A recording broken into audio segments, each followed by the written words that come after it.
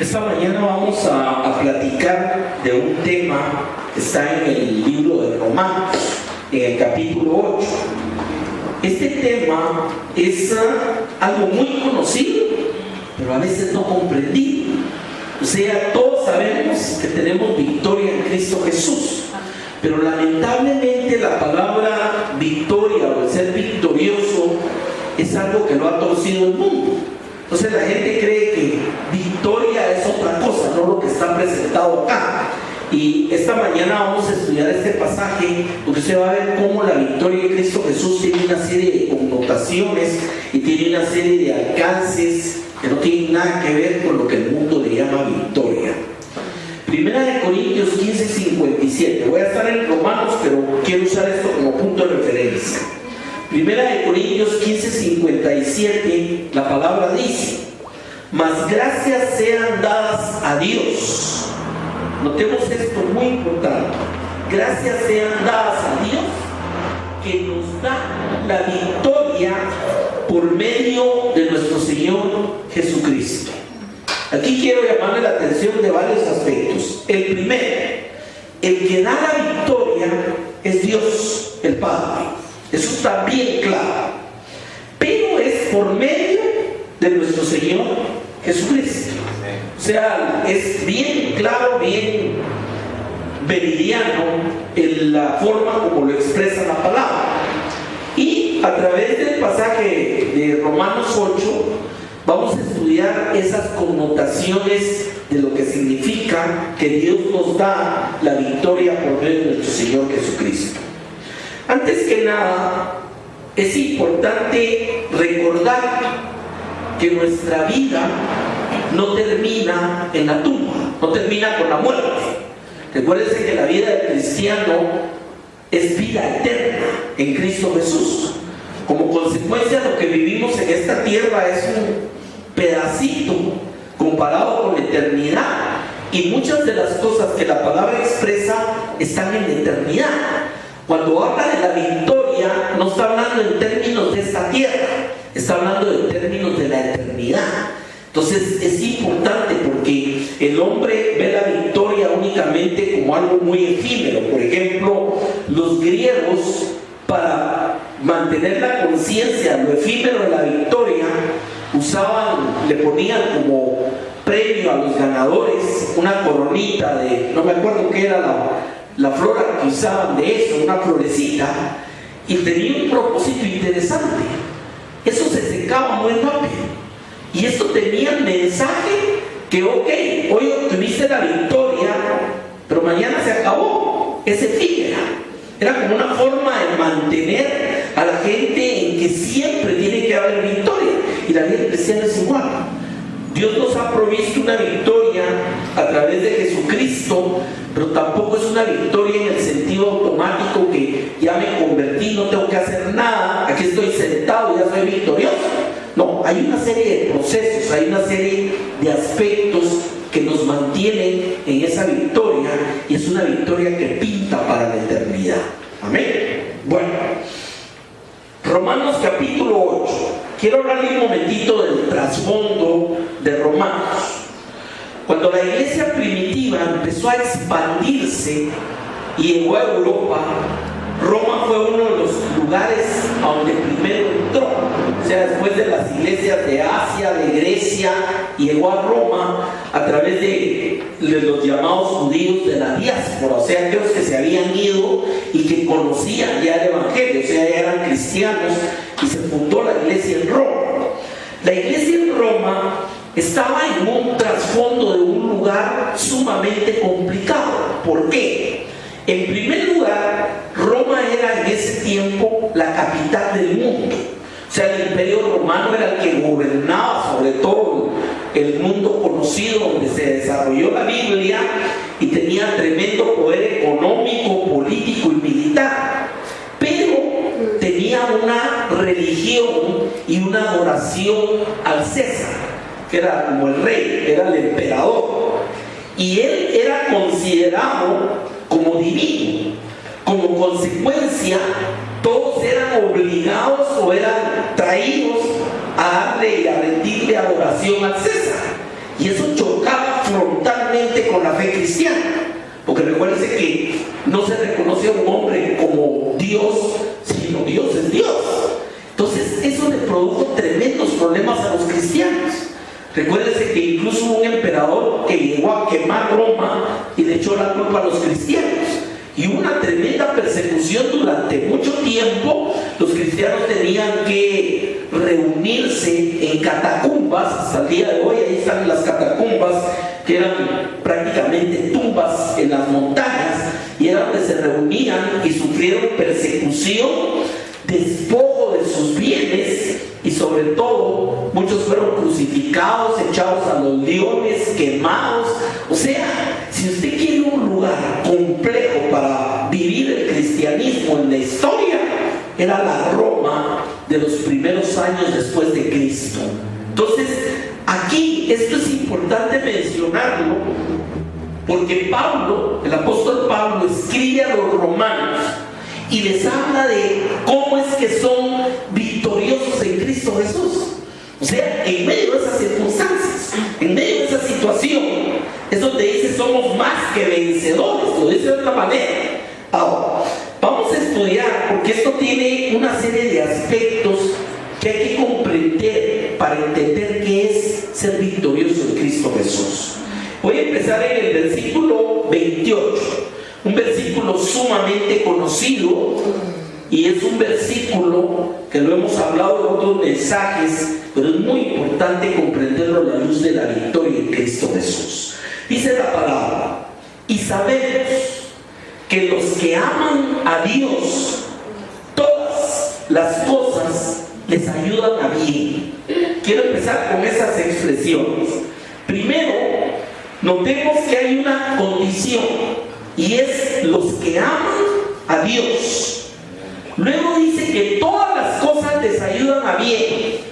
Hermano, victoria es que todo lo que te pasa tiene un propósito positivo en tu vida. Ya me empieza a entender esto.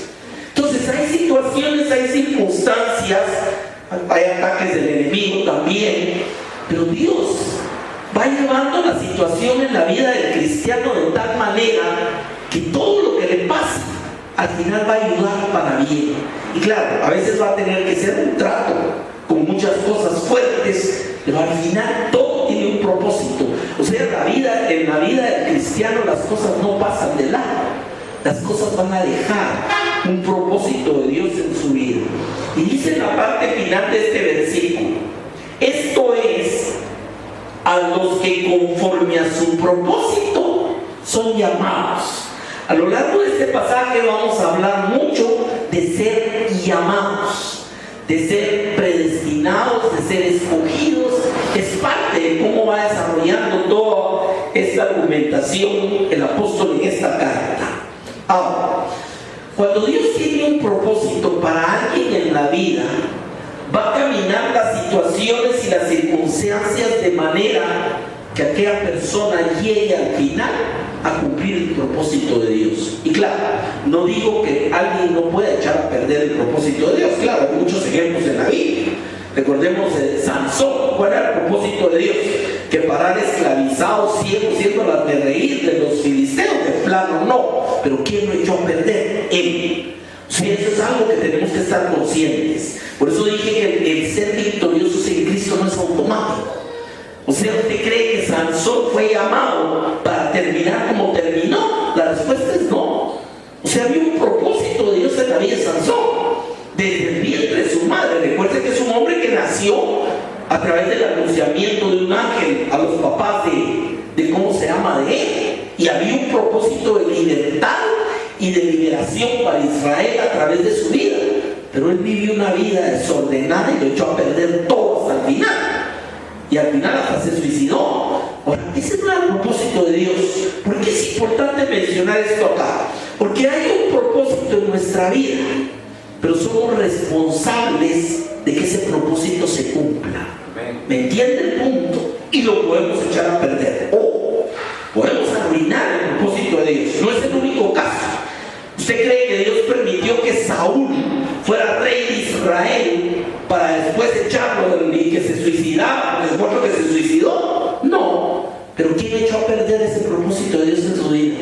El mismo Saúl. O sea, y así tenemos casos de casos. ¿Usted cree que Dios llamó por gusto a Judas? No, no lo llamó por gusto entre los 12, pero él se dejó usar del diablo y echó a perder totalmente cualquier propósito de Dios. Entonces, todas las situaciones ayudan a bien a los que aman a Dios y han sido llamados conforme a un propósito. Dios va a formar aquello, y ahí es donde vamos a entenderlo de esta manera. Por ejemplo, todas las situaciones que le tocó vivir a José, cuando lo vendieron los hermanos en Egipto, estuvo esclavo, estuvo en la cárcel, ¿ayudó a bien o no? Ahora, él no echó a perder el propósito de Dios. Y el hecho que Sadrach, Mesach, Abednego y Daniel fueran llevados a Babilonia en calidad de esclavos durante la destrucción de Israel, tenía un propósito de Dios de ponerlos en ese lugar. Sí, fueron un testimonio, y solo Daniel fue consejero principal durante 4 reinados. O sea, esos son propósitos de Dios donde las circunstancias parecieran no ayudar, pero al final podemos ver cuáles son los propósitos de Dios en la vida de los hombres. Amén. Y como le digo, es siempre libre albedrío la responsabilidad. Dios tiene un propósito, Dios va a ayudar a que todo ayude a bien, pero siempre y cuando nosotros no lo echemos a perder. En la vida de Sansón, las mismas situaciones de Sansón arruinaron el propósito de Dios. ¿Es cierto o no es cierto? Y ahí no podía decir, ya vio, es que ya Dios tenía el propósito de que le sacaran los ojos los filisteos y se burlaran de él. Eso no era el propósito de Dios. Eso fue resultado de la misma vida que Sansón quiso vivir. Entonces todo eso hay que entenderlo de una manera bien especial. Pero el ser victoriosos empieza en que Dios tiene un propósito para tu vida. Ya eso te trajo victoria a tu vida. Tu vida no está aquí, porque mucha gente piensa y no le haya sentido a su vida, y dice, ¿para qué? Incluso hay quienes llegan a renegar y dicen, yo no sé ni para qué nací, pues. Y han habido hombres en la Biblia de Dios que han pasado por momentos así de pruebas. El mismo Elías, un momento le dijo, Señor, ¿para qué nací? No digamos Jeremías. Jeremías le dijo al Señor, Señor, mejor yo hubiera sido abortado. Se sentían tan en el pozo, pero al final Dios llevó a cabo un tremendo propósito en la vida de estos varones, porque supieron caminar. Fueron momentos de debilidad únicamente. ¿Me entiende el punto? Entonces, ¿qué es ser victorioso en Cristo? Es que tenemos un propósito de Dios, y va a hacer que todas las cosas de tu vida te ayuden a bien, a alcanzar ese propósito. Ahora, dice el verso 29, porque a los que antes conoció, también los predestinó para que fuesen hechos conforme a la imagen de su Hijo, para que Él sea el primogénito entre muchos hermanos. Hermano, dígame, ¿de qué tamaño es este propósito de Dios en nuestra vida? Dice que nos ha predestinado a ser hechos conforme a la imagen de su Hijo. Por eso cuando la palabra habla de crecimiento cristiano, el objetivo, el tope de esto es que crezcamos a la altura del varón perfecto conforme a Cristo. ¿Me entiende? Entonces, el propósito que Dios tiene a la vida del cristiano es el propósito más alto que nos podemos imaginar. ¿Sí? Imagínense ser hechos conformados a la imagen de su propio Hijo. Eso no significa que haya una coparticipación de su divinidad, como lo han torcido algunas doctrinas. No, está hablando de una formación hasta ese nivel de madurez espiritual y de crecimiento espiritual. Ahora, vale la pena explicar algunos aspectos que se mencionan en este versículo, que este es uno de los versículos de pivote para doctrinas como la predestinación. Dice, a los que antes conoció. Aquí solo voy a usar un detallito de todo. Dios tiene dentro de sus atributos algo que se llama omnisciencia. Eso significa que lo conoce todo. Ahora, yo le pregunto, ¿la cosmovisión que Dios tiene de la vida de alguien tiene que esperar que nazca e ir viendo qué pasa, o tiene la capacidad de verlo todo, la vida de la persona. ¿Me entiende? Entonces, ¿qué sucede? Desde antes, fíjese que David le dice a Dios en el Salmo 139, tus ojos vieron mi embrión, o sea, cuando estaba en el vientre de su madre. Y a Jeremías le dijeron, te escogí desde el vientre de tu madre. O sea, Dios tiene la capacidad de conocer nuestra vida aún antes del engendramiento. Él ya sabe que, o sea, Dios no tuvo que esperar que naciera Armando o que naciera Yanet y empezar a ver qué iban a hacer. No, ya los conocía en la eternidad. Pero muchas veces esto ha sido interpretado bajo otra línea, y es la famosa preexistencia. No voy a entrar en eso hoy, pero hay muchas cosas aquí teológicas. Ahora, el tema es que el propósito de Dios es un propósito eterno. Y recuérdense que en lo eterno puede ver a la persona durante todo hasta la eternidad, y puede conocer prácticamente la decisión que el hombre haga cuando le llega la oportunidad de salvación. ¿Es correcto? O sea, Dios, ¿será que Dios ya sabe quién le va a aceptar y quién le va a rechazar? O sea, no necesita esperar a ver si este me acepta. Ya lo sabe en la eternidad. Pero cuando predestinó al que le acepta, al que quiere estar con él y ser su hijo, ahí predestinó cuál es el fin, el propósito de aquellos que le acepten. ¿Me explico? Sé que aquel que venga al Señor, aquel que acepta la obra de la cruz, aquel que nace de nuevo, aquel que se entrega a Dios de corazón, Dios va a tener un propósito en su vida que ya estaba predestinado, y es ser hecho conforme a la imagen de su Hijo. ¿Ya me entiende ahora?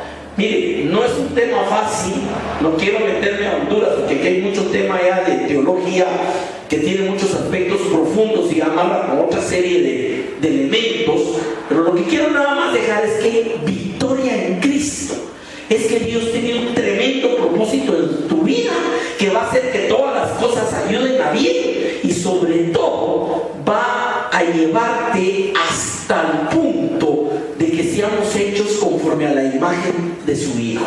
¿Ya me entiende cuál es el hasta dónde quiere llegar Dios con él? Ahora, versículo 30. Y a los que predestinó también llamó. O sea, lógicamente, si sabía quiénes iban a decir sí, quiénes iban a entregar su corazón, pues lógicamente también puso un llamado en ellos. Y la victoria es el llamado de Dios en nuestra vida. Por eso es que el apóstol que escribe 1 Corintios 15:57, que fue donde empezamos, dice: gracias sean dadas a Dios que nos ha dado la victoria por medio de Cristo Jesús. ¿Ya me entiende? O sea, aquí hay dos elementos que nunca vamos a perder de vista. El autor, el que nos da la victoria, es Dios. Y el que fue el mediador, el que propició, el que se entregó, fue Jesucristo. Por eso dice: nos ha dado Dios la victoria en Cristo Jesús. Por eso también Jesús dijo: separados de mí no podéis hacer nada. Nadie viene al Padre si no es por mí. O sea, nuestra victoria pende de la voluntad de Dios y de la obra de Cristo. ¿Estamos claros ahí en eso? Ahora, sigamos viendo el pasaje y recordemos, no perdamos de vista a quién se nos está diciendo. Eso es muy importante. Por eso le expliqué quiénes eran los romanos cristianos en la época. O sea, posiblemente esta carta la leyeron en una catacumba donde estaban reunidos con miedo de que afuera los podían agarrar y matar y echar a los leones. O sea, esa es la iglesia que Pablo le escribe esto. ¿Por qué? Porque lo que le está diciendo es: mira, las circunstancias son negras, el pueblo, ¿cómo se llama? Políticamente no te quieren, te odian por ser cristiano, porque no adoras al César, pero yo te traigo noticias. Tú eres más que vencedor en Cristo Jesús. ¿Entiende el esquema de esto? Ahora, dice en el verso 30, y a los que predestinó, a estos también llamó. Y aquí hay una gradación, ya la voy a desarmar. Y a los que llamó, también justificó. Y a los que justificó, también glorificó. O sea, pareciera un trabalenguas y lo vamos a analizar así. El objetivo, el propósito de Dios en nuestra vida es un llamado, ¿correcto? Y ese llamado, cuando llama a alguien, lo justifica. Y vamos a tener que explicar teológicamente la justificación. La justificación es cuando a alguien se le otorga un perdón, ¿correcto? O sea, que alguien viene con algo que tiene que pagar y saca de ahí y dice, no, ya el suyo ya está pagado, usted no tiene que pagar nada, está perdonado, eso se justificó. Y eso es a través de ¿quién? De Jesús. Amén. Por eso dice, al que llamó, al que predestinó, llamó y lo justificó. Esa es una otra etapa más. Además dice, a estos también glorificó. Recuérdense que la palabra glorificar significa exaltar, significa poner por encima. Entonces, predestinó, llamó, justificó y glorificó. Y nótese que está hablando en términos de algo hecho, no de algo que va a ser hecho. No dice glorificará, no dice justificará. ¿Por qué? Porque cuando los romanos los cristianos estaban recibiendo esto, lo que les estaba diciendo es, señores, ustedes ya fueron llamados, ustedes ya fueron justificados, ustedes ya fueron glorificados. El objetivo, el propósito de Dios es que ustedes sean conformados a la imagen de su Hijo. Y por eso es que todo lo que les pase, todas las situaciones, al final lo que hacen es ayudar a bien, porque ustedes son llamados conforme al propósito de Dios.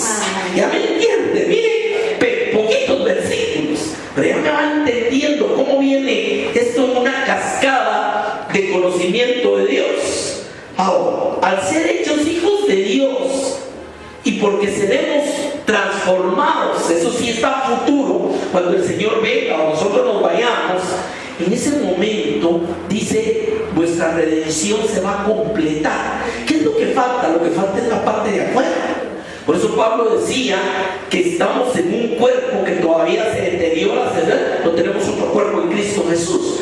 Y por eso Pablo decía, erguíos, porque la redención está cerca. ¿A qué se refería? Al final de completar la redención.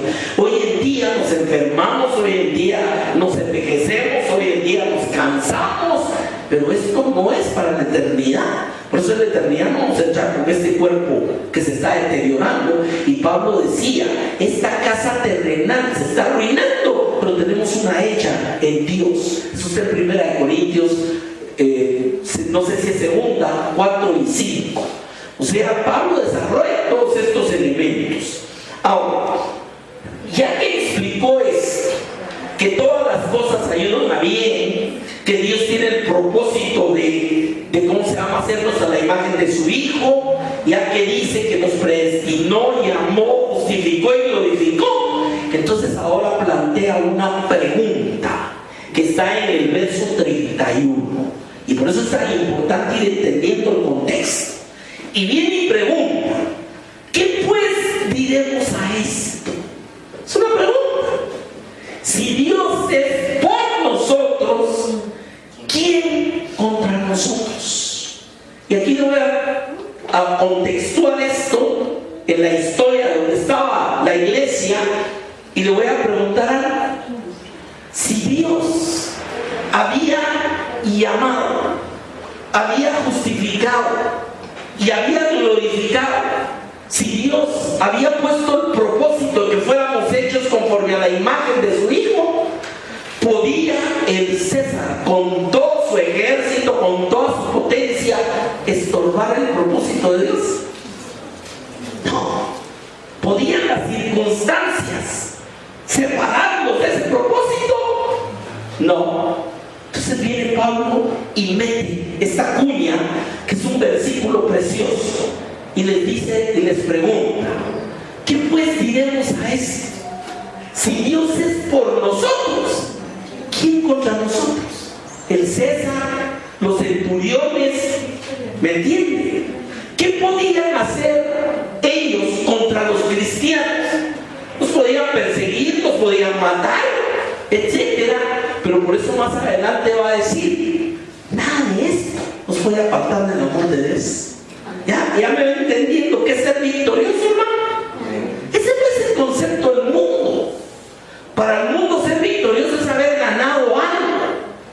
Incluso hay quienes lo tuercen y creen que ser victorioso es porque hice mucha plata, porque soy un sinvergüenza o cosas así. Eso no es el concepto. Nótese que está hablando más que todo de una eternidad. Porque ¿para qué Dios, el propósito de Dios iba a ser conformarnos como sobre la imagen de su Hijo, etcétera, para esta tierra? No, aquí estamos en proceso. Aquí somos obra en construcción, nada más, hasta el día de la redención final. Amén. Bueno, sigamos bien. Pero ya entendimos por qué es que ahora sí plantea y dice: si Dios es por nosotros, ¿quién contra nosotros? Hermano, somos victoriosos porque ni el diablo mismo puede meter sus manos en el propósito de Dios en nuestra vida. Pero, ojo, yo sí puedo echar a perder el propósito de Dios. Eso sí lo debo tener consciente siempre. Ahora, ya que entendimos todo esto, ahora viene la pregunta: ¿y esto cuánto cuesta? Esto no es gratis. Y vamos a encontrar el precio más alto jamás pagado y que nadie me puede igualar. ¿Correcto? O sea que todo esto de Dios está cimentado sobre la base de un pago, ¿correcto? De un precio.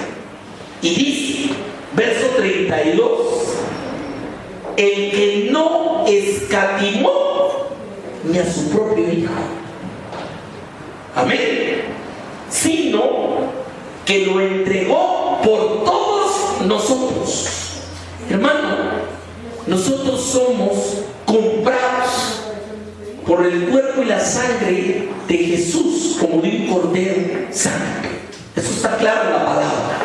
Ahora, ese es un precio que nadie puede pagar.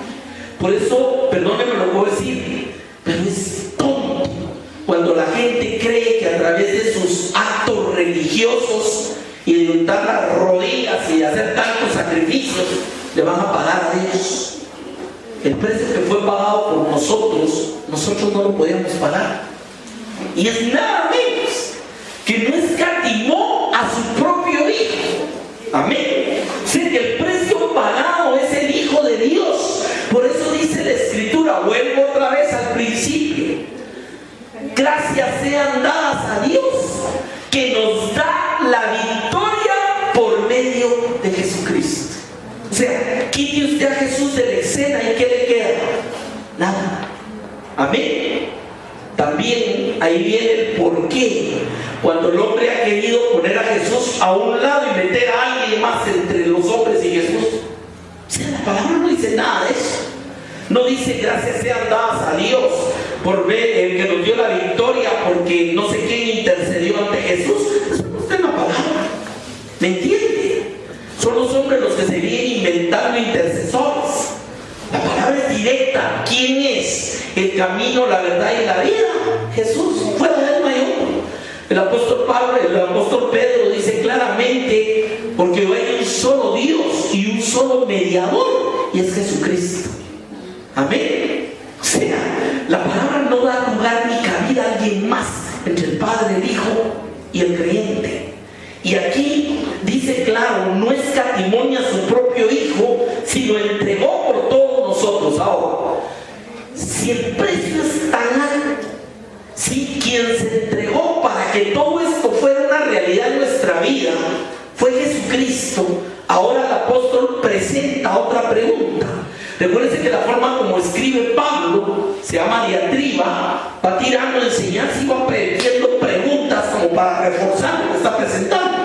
Y aquí viene la pregunta: el que no escatimó a su propio Hijo, sino que lo entregó entregó por todos nosotros, ¿cómo no nos dará también con Él todas las cosas? Amén. ¿Será que Dios va a decir, no, mira, te di a mi hijo, pero eso, otra cosa ya no te doy? ¿Será así la cosa, hermano? Ahora, ¿qué es ser más que vencedores en Cristo? Que el paquete viene completo: redención, sanidad, eternidad, vida eterna, todo, victoria, todo es un paquete en Cristo Jesús. Y nótese que el pasaje está hablando de Dios como el que predestinó, el que llamó, el que justificó, o sea, el autor. Pero todo es por medio de ¿quién? De Jesucristo. Amén. ¿Y quiénes son los beneficiarios, hermano? Usted y yo. Mire, déjeme hablarle de una figura que explica muy bien esto jurídicamente: un fideicomiso. Un fideicomiso, hay 3 participantes.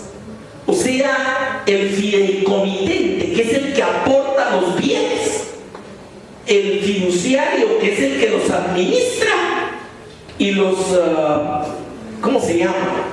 Los que reciben los beneficios del fideicomiso. O sea, a quienes les dan todas las ventajas. Si lo queremos ver de esa manera, el Padre es el fideicomitente, es el que nos ha dado todas las cosas, pero el fiduciario es Jesucristo, el que hizo posible eso, y nosotros somos los fideicometidos, los que nos beneficiamos. Amén. Cuando alguien hace un fideicomiso, muchas veces los beneficiarios no hicieron nada para recibir los beneficios de esos bienes. ¿Me entiende? Igualmente en nuestra vida, hermano, ser más que vencedores nos ha dado la victoria en Cristo Jesús. Es que usted goza de toda la bendición de la obra de la cruz por medio de Jesucristo. ¿Quieren ser más de eso? Eso es victorioso. Ya ahorita empezamos a entender que esto no tiene nada que ver con los conceptos humanos ni mundanos de lo que es la victoria. Amén. ¿Cómo no nos dará todas las cosas también con Él? El precio pagado, el más grande y alto, es su propio Hijo, y conlleva con Él todas las bendiciones.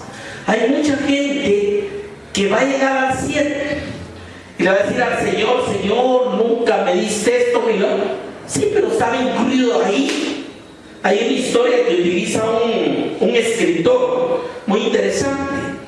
Cuando la gente empezó a emigrar de Europa a América a principios de los años 1900, la época del Titanic, los barcos venían atestados de mucha gente que apenas había tenido para pagar el pasaje, porque venían a buscar nuevas perspectivas. Se estaba fundando Nueva York y todo esto, y la gente venía, emigraba buscando. Pues es que esas son ciudades que están llenas de italianos, de polacos, porque una tremenda inmigración del lado de la costa este de Europa, y del otro lado chinitos y japoneses que emigraron a San Francisco y toda esa parte. Pero había una modalidad en los pasajes.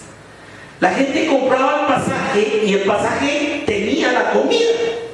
Y cuenta la historia que una persona ya llevaban 3 semanas de navegación y tenía mucha hambre.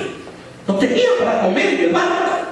Y un día decidió irse a meter al comedor, comer bien, y cuando le cobraron decir que no tenía, que lo pusieron a lavar platos, pero ya comió. Y la persona llegó y se dio la gran forrada. Y cuando vino el mesero le dice: mire, no tengo para pagar. Y el mesero le dice: si usted no tiene nada que pagar, el pasaje ya incluye la comida. Muchos cristianos están muriéndose de hambre porque no saben que la obra de la cruz es completa. ¿Ya me entiende? La obra de la cruz incluye todo lo que usted se puede imaginar de bendiciones de Dios para su vida. Y por eso la pregunta de Pablo es: si no nos escatimó a su propio Hijo, ¿cómo no nos dará todo juntamente con Él? Por eso el apóstol Pablo decía: ustedes aparentemente están en derrota, pero son victoriosos. Pareciera que no tienen nada, pero lo tienen todo. Imagínense insistir a una iglesia perseguida, que los están echando a los leones, los están crucificando, los están quemando, les quitan todo porque no adoran al César. O sea, a esa iglesia es que le está diciendo esto el apóstol. Ahora, verso 33. Aquí viene otro proceso de lo que significa ser vencedor. Y viene una serie de preguntas y respuestas. Verso 33. ¿Quién acusará a los hijos escogidos de Dios? Dios es el que justifica. ¿Quién es el que siempre acusa, hermano? Usted ya lo sabe, el diablo. Ahora, la pregunta que plantea aquí es: ¿puede el diablo acusar efectivamente a un hijo de Dios si Dios es el que lo justifica? Esa es la primera pregunta. ¿Quién acusará? Por eso cuando la gente deja entrar la mentira del diablo en complejos de culpa y un montón, que tú no eres digno, que no vas a cambiar, que mira lo que hiciste, que ni debieras ir a la iglesia porque sos hipócrita, todo eso es la voz del diablo. ¿Por qué? Porque usted es escogido de Dios, ha sido justificado y glorificado, ya lo vimos. ¿Cuál es el propósito de Dios? Entonces pregunta el apóstol y dice: ¿y quién va a acusar si el que justifica es Dios?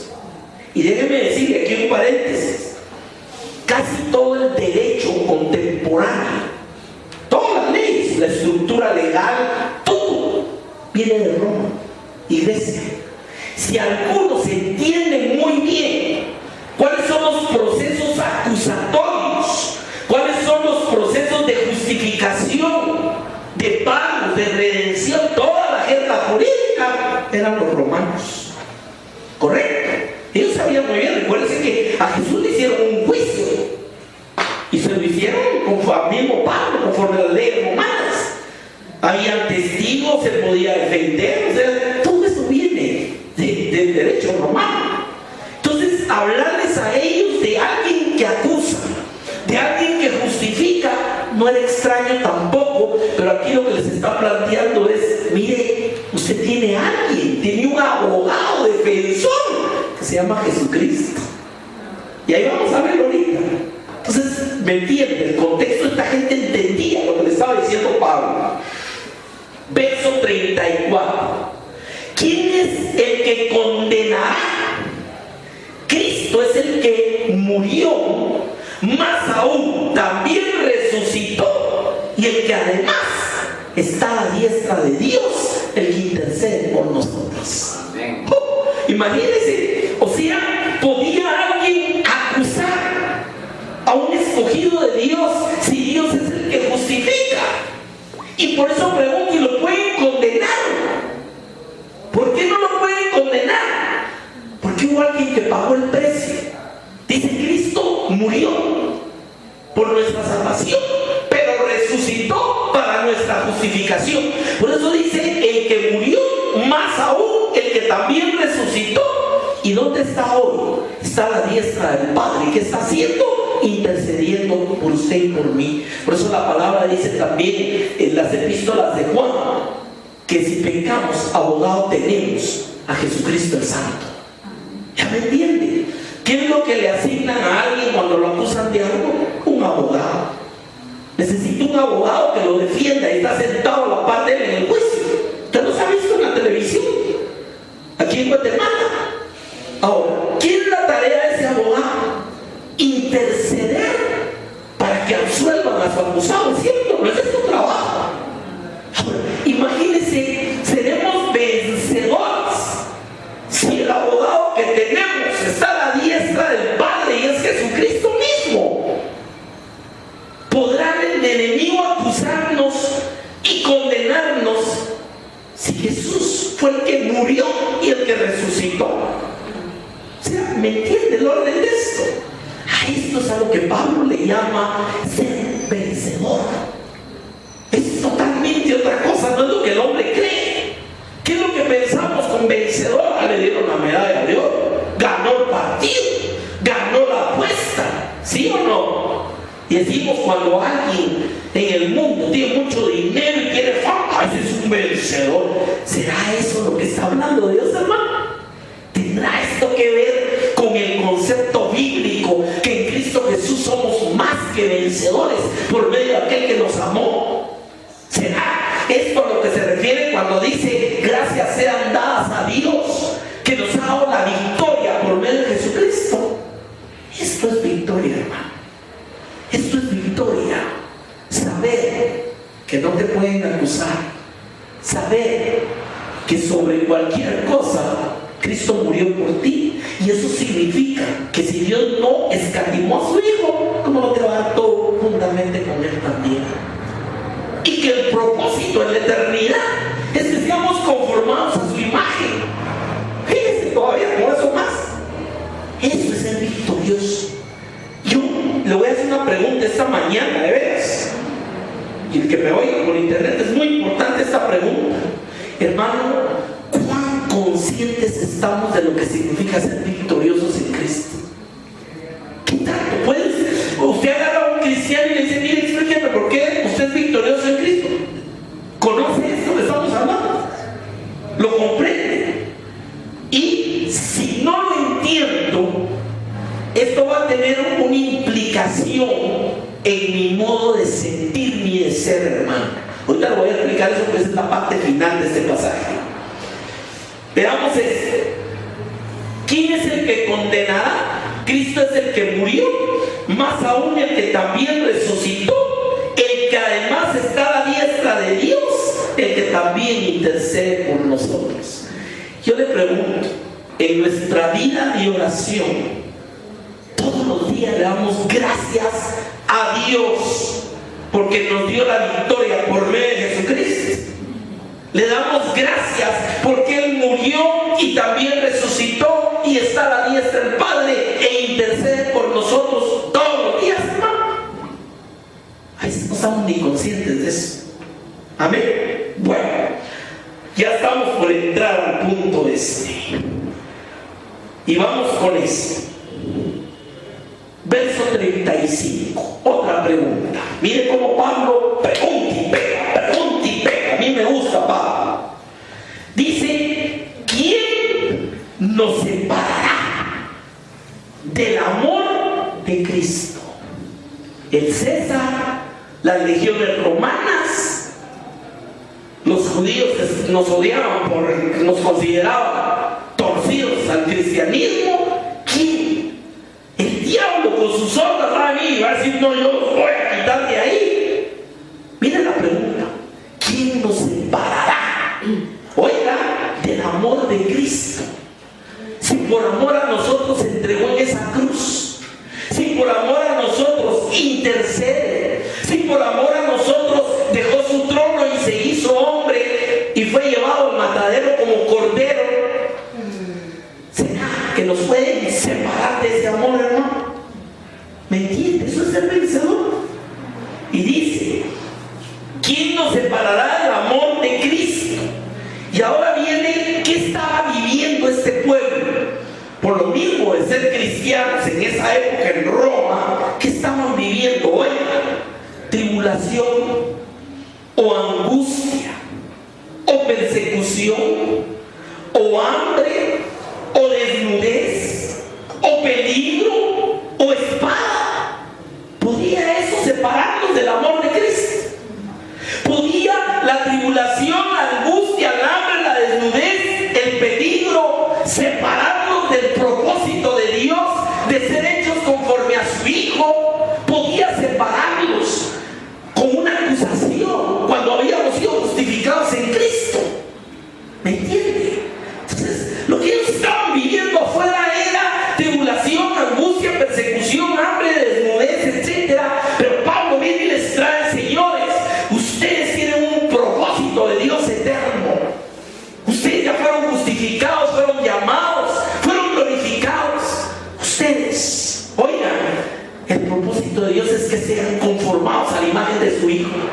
¿Podrá esto a saber algo de lo que están viviendo, apartarnos de ese propósito de Dios? ¿Me entienden por qué les escribe Pablo esto a los romanos, hermano? Y oiga, sigamos leyendo. Como está escrito, verso 36, cita una profecía. Por causa de ti somos muertos todo el tiempo. Somos contados como ovejas de matadero. ¿Por qué? Porque el hecho de haber entregado su corazón a Cristo, el hecho de no adorarlo, cesa. El hecho de tomarse estas verdades de Dios, desde el punto de vista humano, los había hecho como ovejas de matadero. Tenía precio su cabeza por ser cristianos. ¿Me entiende el punto de esto?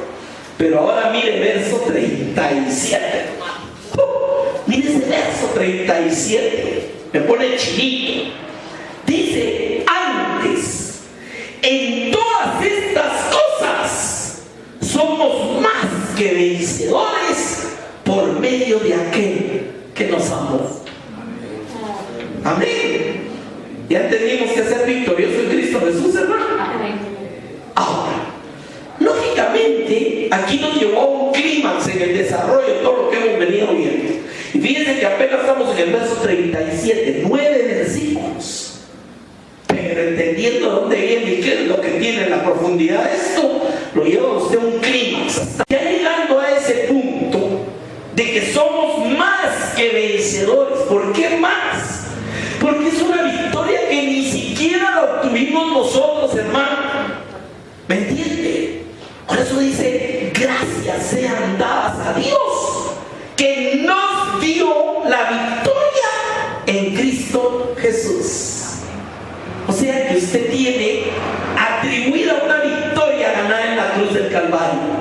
Ahora, en esa victoria hay un elemento que a veces como cristianos tampoco consideramos. ¿Qué estaba pasando en esa cruz? Dice la palabra en Colosenses que en esa cruz fueron despojados los principados y las potestades y fueron exhibidas públicamente porque Cristo triunfó en esa cruz. ¿Y eso a quién se nos está dando? A nosotros. ¿Ya me entiende? A nosotros. Podrá venir esos principados y te voy a matar, te voy a separar de Dios. ¿Puede, hermano, o no puede? ¿Qué es lo que dice la palabra? Ahora, ya con todo este bagaje, hermano, viene Pablo y ahora va a decir en el verso 38 una frase que es elemental en nuestra vida cristiana. ¿Qué significa cuando dice por lo cual? ¿No ha visto usted los considerandos de los decretos? Por tal cosa, considerando A, considerando B, considerando C, por tanto decreta, y ahí viene, ¿sí o no? Bueno, pues es la misma estructura. Por lo cual, ¿qué es lo cual? Que Dios nos predestinó, nos llamó, nos escogió, nos redimió, todo lo que hemos visto, que no hay nada que nos aparta de Él, que nos dio a su Hijo, que el propósito, todas las cosas nos ayudan a bien, por lo cual todo ese bagaje y que ni angustia ni tribulación ni nada nos pueden apartar del amor de Dios. Ese es el por lo cual, es la conclusión de todo aquello que vino trayendo hasta ahorita. Y ahora dice, por lo cual estoy seguro. ¿Cuántos pueden decir eso? Amén. Hermano, le voy a hacer una pregunta. ¿Este día va a durar 48 horas? ¿O en unas horas se pone el sol? Y cuando sea de noche, ¿usted está seguro que mañana va a salir el sol? ¿O va a empezar a orar y a ayudar para que salga el sol? ¿Estamos seguros o no? ¿Sabe? Estar seguro es una situación que produce paz. ¿Ya me entiende? Produce paz. La gente vive insegura de todo. ¿Y qué va a pasar? Eso es inseguridad, eso es falta de paz. Entonces el apóstol les está terminando de decir, miren, ustedes fueron predestinados, llamados, justificados, no hay quien les pueda acusar, no los pueden apartar del amor de Dios, aunque haya tribulación, espada, peligro, no pueden, y tienen un intercesor a la par, que es el mismo mismo Señor, y si Dios no escatimó a su Hijo, ¿cómo no les va a dar todo con Él? Por eso les dice, ustedes son más que vencedores. Entonces dice, por lo cual estoy seguro. Seguro, miren qué seguridad, hermano. Pero veamos, seguro de qué. Estoy seguro que ni la muerte. Y aquí te voy a hacer una pregunta. ¿Qué dice la gente en el mundo? Ay, mire usted, todo tiene solución menos la muerte. ¿Será que en Cristo Jesús la muerte no tiene solución? Por eso la palabra dice, ¿dónde está sepulcro tu victoria? ¿Me entiende? O sea, lógicamente como seres emocionales nos duele la pérdida de un ser querido. No somos de palo tampoco. Pero la pregunta es, ¿ahí se terminó todo? ¿O simplemente es como cuando usted va al aeropuerto a despedir a alguien, que va a haber una separación temporal, pero lo va a volver a ver? ¿Ya me entiende el concepto de eso? Entonces dice Pablo, por todo esto, señores, ni la muerte. Es que mire, Pablo, fíjense que mataron, echaron a los leones a mi tío y a mis tíos. Ay, y eso no le he contado, Pablo.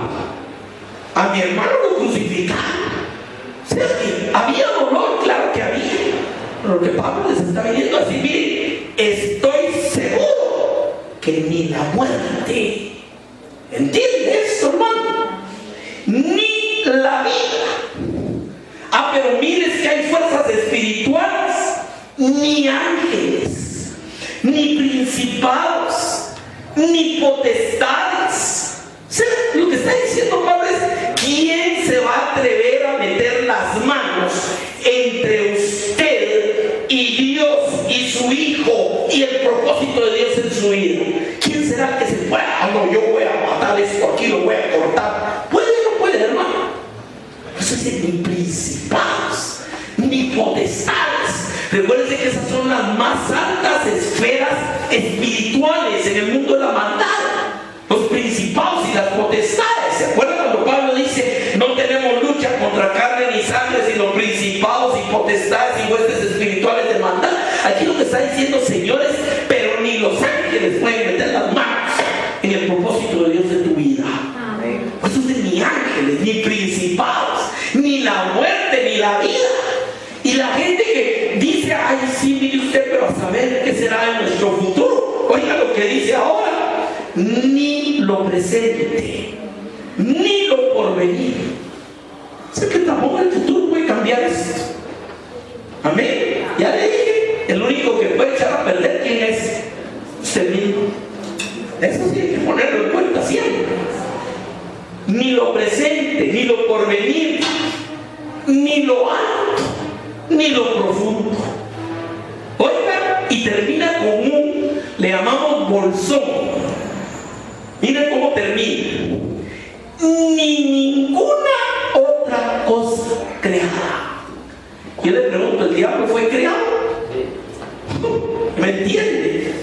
O sea, ¿habrá algo que nos pueda separar?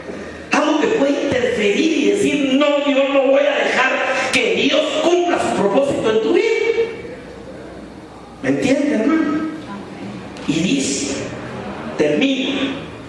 Ni ninguna otra cosa creada nos podrá separar del amor de Dios que es en Cristo Jesús, Señor nuestro.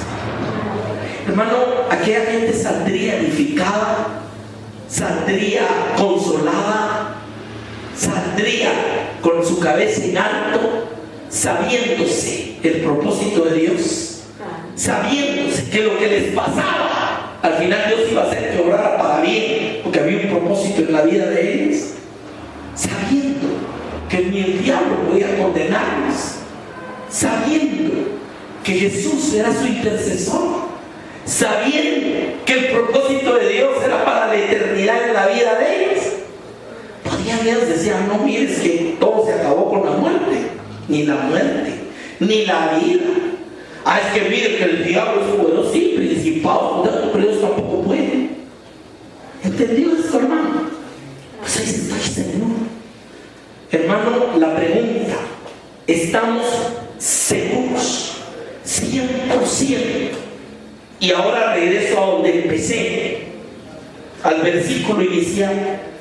Mas gracias sean dadas ¿a quién? A Dios. Amén. Que nos da la victoria. No dice que nos dará, mira, ya cuando te mueres y llegas al cielo, allá está la victoria. No, empieza aquí. Amén. Empieza aquí cuando entiendes lo que eres en Cristo. Cuando entiendes lo que Cristo hizo por ti. Cuando entiendes el propósito de Dios en tu vida. Y hermano, perdóneme lo que le voy a decir con esto. Cuando alguien entiende solo estos versículos que leímos hoy, ¿cuál va a ser lo más grande que va a tener en su vida, hermano? Mi trabajo, mi título, mi riqueza. ¿Qué va a ser lo más grande que vamos a tener? Todo lo que tengamos es bendición de Dios. Entonces va a quedar aquí. Esto es para la eternidad. ¿Estamos bien claros ahí?